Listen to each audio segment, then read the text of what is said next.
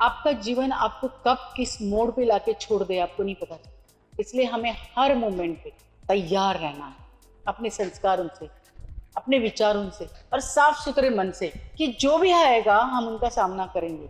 जीवन का हर दिन हर क्षण नया होता है और आपको पता चल रहा है, आपको समझ आ रहा है, तो आपको ये पता होना चाहिए कि जो भी आपके सामने आ रहा है आपको कुछ सिखा के जा रहा है, अच्छा या बुरा, आपके लिए सब कुछ अच्छा ही है, एक एक्सपीरियंस है। इसी तरह से हम सोचते हुए भी मैं इतनी ज़्यादा डिसिप्लिन में हूँ, फिर भी मैं सबको अपना लेती हूँ, सब चीज़ें एक्सेप्ट करती हूँ, मैं सबके लिए तैयार रहती हूँ। नई टेक्नोलॉजी से मैं इतना नज़दीक नहीं थी, शायद हमारी जनरेशन उससे थोड़ी दूर है। हमें ज़्यादा कंप्यूटर लैपटॉप इसके बारे में पता नहीं है, ना हम जानना चाहते हैं। और इसी बलबूते पे हमारे जो बच्चे हैं हमारे सिर पे बैठ जाते हैं। उन्हें लगता है उन्हें टेक्नोलॉजी आती है, कंप्यूटर वगैरह इतने फट सब कर लेते, तो वो हमारे ऊपर रोक झाड़ते, मैं कुछ नहीं आता है, just okay, I don't have time to teach you. इस तरह से बात करेंगे, हमको इग्नोर करेंगे, हमें छोटा दिखाएंगे। ये सबके घर में आजकल के टीनेजर बच्चे, छोटे बच्चे करने लगते, वो अपने माँ बाप को बहुत ही अकल शून्य या बहुत ही बेवकूफ समझने लगे, क्योंकि उनके हिसाब से हमें अकल नहीं है, टेक्नोलॉजी उन्हें आती है, इसका मतलब वो बहुत कुछ जानते हैं। मुझे ये बात थोड़ी सी अखर रही थी कि पूरी दुनिया का नॉलेज रखते हैं, हम इतना कुछ करते हैं, सब कुछ हम उन्हें सिखाने में कोई कतराते नहीं है, हम ही तो है उनको खड़ा करने के लिए, सिखाने के लिए दिन रात एक करते हैं। एक छोटी सी चीज उन्हें आ गई तो वो हमारे सिर पे बैठने लगे, हमें सिखाने से कतराते हैं, ये क्या मेंटेलिटी है। मुझे बहुत अखरने लगा, बुरा लगने लगा, उनके पास हमारे लिए टाइम ही नहीं है। इसकी बहुत सारी वजह है, अलग एपिसोड्स में इसके डिस्कशन हो चुके हैं, होने वाले हैं। आज है हमारी टेक्नोलॉजी, जायज भी है ना, हम भागते हैं, हम डरते हैं, हमें आता नहीं है तो हम डिपेंडेंट है, क्योंकि आज की बहुत सारी चीजें टेक्नोलॉजी पे डिपेंड है। हमें मोबाइल चलाना आना चाहिए, हमें लैपटॉप चलाना आना चाहिए, ईमेल से हमारी इंफॉर्मेशन ईमेल्स पे मिलती है, फेसबुक पे मिलती है, व्हाट्सएप पे, मोबाइल पे मिलती रहती है। कहीं जाना है, टैक्सी बुक करना है, तो भी आज तक मुझे टैक्सी बुक करना ओला उबर में आता नहीं, क्योंकि जाके गाड़ी में बैठ कर गाड़ी चला के निकल जाती हूँ। मैं लैपटॉप से पहले से थोड़ी दूर रही हूँ, फिर कोविड आया, कोविड को हमने सबने देखा है, नज़दीक से भुगता है, उसकी परेशानी सब कुछ झेल चुके हैं। उसके बाद जब मैंने डिसाइड किया कि मैं यूट्यूब चैनल चलाऊंगी, ऐसा मुझे लगा कि एक सीरियल की तरफ से जो मैं स्वयं सेल्फ सर्च में करना चाहती थी, तो मैंने बरसों पहले इसके ऊपर सीरियल बनाई थी, विक्रम जी को लेखी, बहुत सारे शोज किए थे इसके। तो अब ये बहुत अच्छा माध्यम है यूट्यूब, मेरे बेटे ने मुझे बताया, इसमें तुम अपनी बातें बता सकती हो। वो वैसे कभी हेल्प करने आता नहीं, लेकिन पता नहीं क्यों कैसे भगवान ने उसे भेज दिया कि उसने मुझे बताया यूट्यूब पे तुम ऐसे वीडियोस बना सकती हो।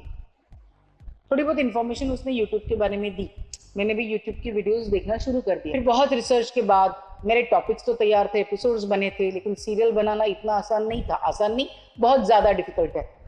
पैसे भी नहीं और वो सोच भी नहीं थी, उतनी हिम्मत भी नहीं कि अभी करना। यूट्यूब मेरे लिए बहुत अच्छा रहा। यूट्यूब से मुझे एक पता चला कि ये मैं अच्छी तरह से कर सकती हूँ, मेरी इन्फॉर्मेशन, मेरा नॉलेज में ज़्यादा से ज़्यादा लोगों तक पहुँचा सकती हूँ।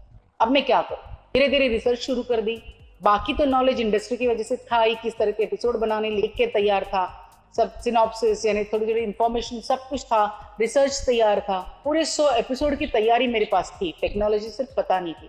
फिर क्या था, एक दो लोगों से इंडस्ट्री से बात की, एक कैमरामैन की जरूरत थी, एडिटर की जरूरत थी, डायरेक्टर, राइटर, काम करने वाली, लिख रहा, सब कुछ मैं ही थी, मेकअप हेयर सब कुछ ही करना है। तो फिर क्या था, घर में मैं पहले से काफ़ी हद तक शूट करती थी, कभी भी अपने फोटो सेशंस हो, छोटे मोटे मेरे इंटरव्यूज हो, तो मैं घर में शूट करती थी। एक प्रोफेशनल कैमरामैन देखा, एडिटर से बात की, इंडस्ट्री वाले एडिटर, उनको कॉन्ट्रैक्ट चाहिए, वो आने को तैयार नहीं, लेकिन उन्होंने कुछ सजेस्ट किया, आजकल के यूट्यूब के फ्रीलांस एडिटर्स हैं, उनसे बात करो। बहुत सारे लोगों से बात की और एक लड़के से, यंग लड़के से बात करते वो बहुत इंस्पायर हो गया और उसने इतना इंटरेस्ट दिखाया कि मैं ये सब करना चाहता हूँ, ये कुछ अलग है। मैंने उसे कहा कि मुझे ज़्यादा कुछ पता नहीं है, मैं करना चाहती हूँ, मैं क्या करूँ। उसने बोला कोई बात नहीं, मैं हूँ ना, मैं हेल्प करूँगा आपको सभी तरह से। मैं बोला ज़ीरो नॉलेज है, मुझे ईमेल तक करना नहीं आता, मुझे अगर तुम बोलोगे ये चीज़, वो टेक्निकल नॉलेज भी नहीं है, ये वीडियो कैसे डालना, क्या करना मुझे नहीं पता, लेकिन मैं वीडियो सब शूट करके तुमको तैयार करके दूंगी, बाद में मुझे क्या चाहिए मैं बताऊंगी, उस तरह से तुम्हें एडिट करके देना है। क्योंकि मैंने सीरियल डायरेक्ट की थी तो मुझे एडिटिंग पता थी, मैं बैठ के तुमसे एडिटिंग करवा दूंगी, वो तुम्हें टेक्निकली करना पड़ेगा मशीन में। उसने कहा हाँ, लेकिन मैं यहाँ नहीं, पूना में रहता हूँ, मैं कैसे करूँ, मैंने बोला फोन पे तो हो नहीं सकता, और मैं बिना मेरे खुद के एक चीज भी ऊपर नीचे होनी नहीं चाहिए, मुझे पूरा अपने हिसाब से काम करके चाहिए। बोला कोई बात नहीं, आप फोन पे बताओ, मैं कर लूंगा। उस हिसाब से हमने शूट कर लिया, एडिटिंग के लिए उनके पास भेजा, एडिट करके आया, एपिसोड्स चले, सब कुछ हुआ। बाद में छोटी मोटी चीज़ें ऐसी हुई जो हर व्यवहार में होती है, क्योंकि हमारा एक म्यूचुअल अंडरस्टैंडिंग का व्यवहार था, जो हमेशा मैं करती नहीं हूँ। मैं लिखा पढ़ी करके करती हूँ, इस वक्त भी लिखा पढ़ी की थी, लेकिन बस सिग्नेचर्स नहीं थे और नॉलेज नहीं थी, टेक्निकल नॉलेज। फिर ऐसी चीज़ हुई कि जो एपिसोड्स बने उसके लिए पैसा हमने डिस्कस किया था, उसके 10 गुना ज़्यादा पैसा बताया गया। टेक्निकली मुझे पता नहीं था। मैंने पूछा भाई कैसे, ये सोशल वर्क है, मुझे तो कोई पैसा नहीं दे रहा है, मैं खुद खर्च कर रही हूँ, हमारी सब डिस्कशन हुई थी, लेकिन मैं किसी से फ्री में काम करवाना नहीं चाहती, जो भी मिनिमम होगा तुम बता दो। वो डिस्कस करके हमारा हुआ था, तुम जिस तरह से पैसे मांगते हो तो मैं जिंदगी में इस तरह के एपिसोड बना ही नहीं पाऊंगी। इतना पैसा देकर सोशल वर्क कौन करता है? मैं वीक में कम से कम एक एपिसोड डालना चाहती हूँ, 4 एपिसोड के लिए एडिटिंग के लिए तुम्हारे इतने पैसे होंगी, तो कैमरामैन इसके 1/4 भी पैसे ले रहा है, मैं कैसे दे सकती हूँ तुमको इतना? अड़ गया, बोलता नहीं इतना ही पैसा लगता है। बहुत डिस्कशन के बाद मैंने कहा ठीक है। मैंने आगे के पूरे 10 एपिसोड शूट किए थे, उनके पास भेजे थे। मैंने बोला आगे हम नहीं काम कर सकते, क्योंकि मैं इतना पैसा पर एपिसोड नहीं दे सकती, क्या करूँ? तो हम काम यहीं पे रोक लेते, जितना तुमने काम किया, तुम पैसा जो मांग रहे हो वो जायज नहीं है, फिर भी मैं देने को तैयार हूँ। उसके बाद एक बहुत अजीब गंदी घटना घटी। मैंने किसी भी मोमेंट में ये सोचा नहीं था कि जिनसे इतने महीनों से बात कर रही वो लड़का इतना बदल जाए। इतने पैसों की डिमांड करके मेरा पूरा पूरा जो मेरा रिसर्च था, इतने सालों की मेहनत थी, सब पानी में जाती हुई नजर आई। इतना पैसा सोशल वर्क के लिए मैं कैसे निकाल सकती? सोचा था कुछ अमाउंट डालनी पड़ेगी, अभी भी डालूंगी, लेकिन सिर्फ इतने पैसे उसको देने तो मैं क्या करूंगी? मेरे लिए प्रैक्टिकली पॉसिबल नहीं था। मैं अपनी खुद की कमाई से थोड़ा जमा के ये करना चाहती थी। मेरे लिए बहुत धक्का था, बहुत पेनफुल था कि मुझे मेरा काम बंद करना पड़ेगा, क्योंकि मेरा ये ड्रीम बन चुका था। मैं इंडस्ट्री छोड़ चुकी थी, सीरियल्स जो नसीब से मिल रही थी वो कोई भी नहीं कर रही थी। मैंने अपने आप को सोशल वर्क में डालने की सोची, पहला ही झटका लगा। पहले ही रेन वाटर हार्वेस्टिंग के एपिसोड्स के बाद उस छोटे से लड़के से इतनी बड़ी बातें सुन के मुझे बहुत बुरा लगा कि मेरा पूरा ड्रीम टूट रहा है, मुझे वापस और कुछ काम नहीं करना है। मेरा दिल मन सब इसी में गया था, मेरी इतनी रिसर्च, इतनी पढ़ाई सब बर्बाद हो रही। मैं करूं तो क्या करूं? बहुत अचरज हुआ कि सोशल वर्क के लिए ये आने वाला लड़का इतना इंप्रेस हुआ, मेरे बाकी सब एपिसोड्स की सब शूटिंग देख के वो इतना इंप्रेस हुआ था मेरे काम से, सब बातों से, मेरे विचारों से। वो ऐसे कैसे कर सकता है? क्या वो झूठा था? समझने में मैंने भूल की, मैं समझ ही नहीं पा रही थी। हालांकि मैं उससे कभी नहीं मिली थी, लेकिन बातों से तो बहुत अच्छे घर का अच्छा ही लड़का लग रहा था। कुछ तो कहीं तो गड़बड़ हुई। मेरे कैमरामैन ने कहा कि वहाँ उसके पास जो मटेरियल है वो वापस ले लो, क्योंकि उसके पास है, कल को गड़बड़ ना हो जाए, कभी मिसयूज ना हो जाए।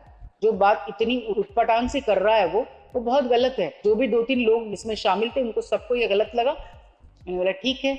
उसी दरमियान जब मटेरियल मांगा तो पता चला उनका फोन बंद, सब कुछ बंद। बहुत मुश्किल हो गई। फिर मैं अपना एपिसोड यूट्यूब में देखने लगी तो वो मेरे एपिसोड्स पूरे ब्लॉक हो गए हैं।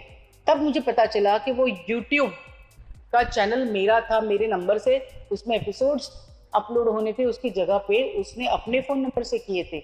तो आगे मैं यूट्यूब चैनल चला भी नहीं पाऊंगी। मैंने बोला ऐसे कैसे होगा? तुम्हें तो पता था मेरे नंबर से करना है, तुमने मेरे नंबर से करना चाहिए था, तुमने अपना नंबर क्यों डाला? कोई जवाब नहीं।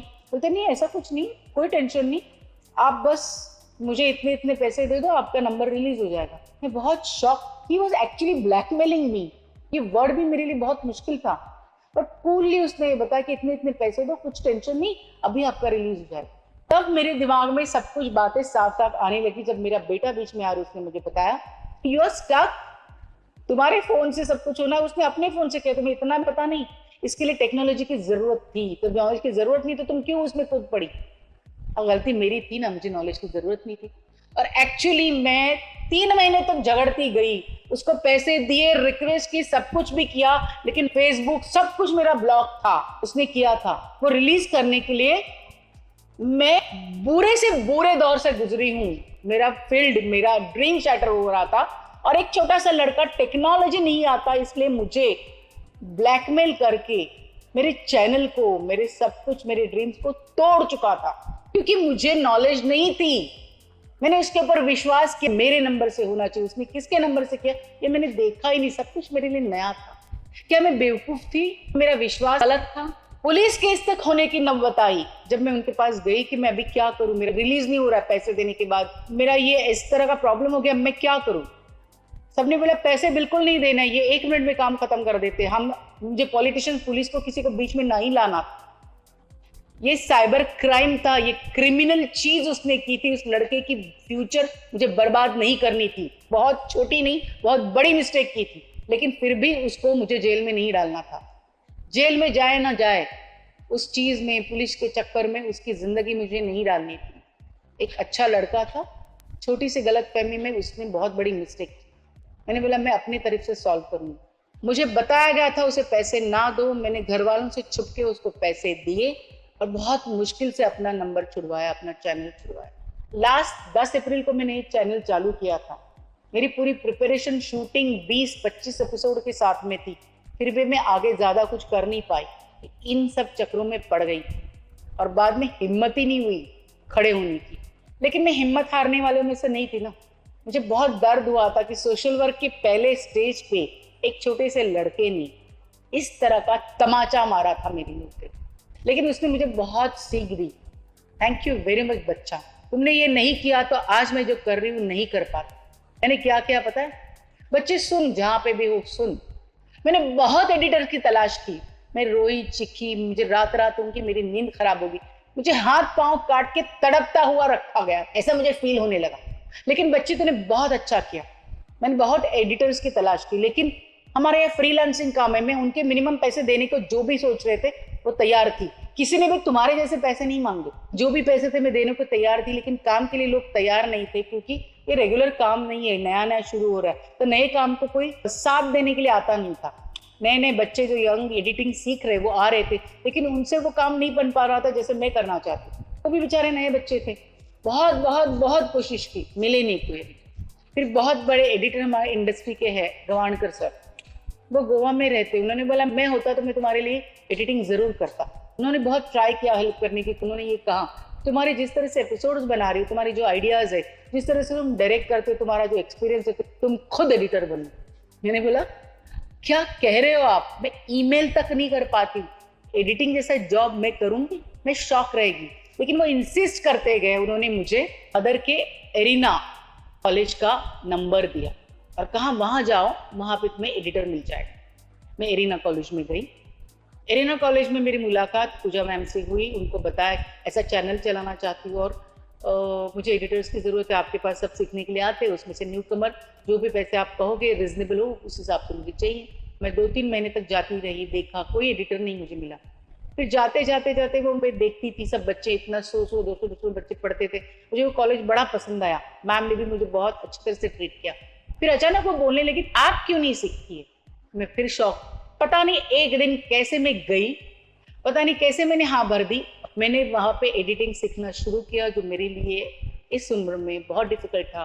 जो टेक्नोलॉजी से जीरो नॉलेज रखती थी, टेक्नोलॉजी से दूर भागती थी। मुझे शुरू में लगा मैं क्या कर रही हूँ, पागल हो रही हूँ, मैं नहीं कर सकती, ये नहीं कर सकती। करते करते करते डट के मैंने एडिटिंग सीखी।